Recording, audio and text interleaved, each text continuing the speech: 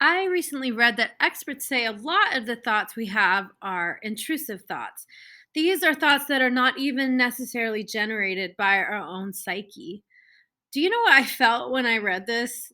Relief that the occasional dark thoughts that come into my mind, like maybe like depression or hatred, are not always my fault. That I do not need to latch guilt onto those thoughts, but can just acknowledge they are there.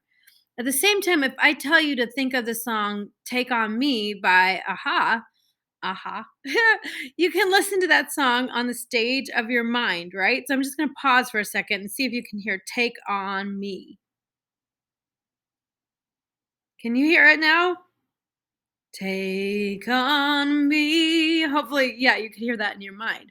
So, even when it is silent on the outside, it's not silent on the inside when you listen with the ears of your mind.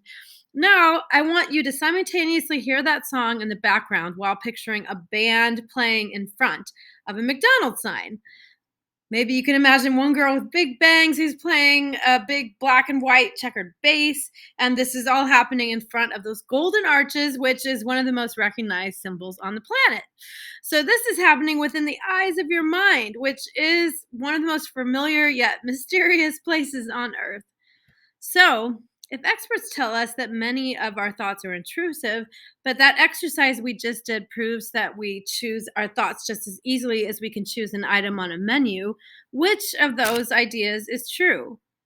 It seems to me that the mind is a very complex place with some thoughts that are intrusive coming from outside of ourselves and others that can be generated by our own will.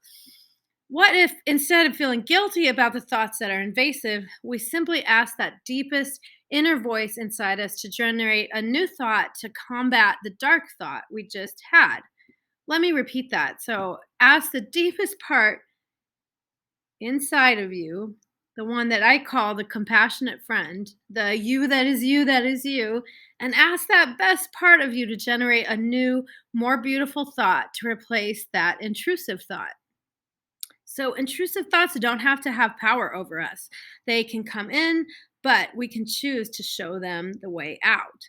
We have power over them, and sometimes we need to tell them that.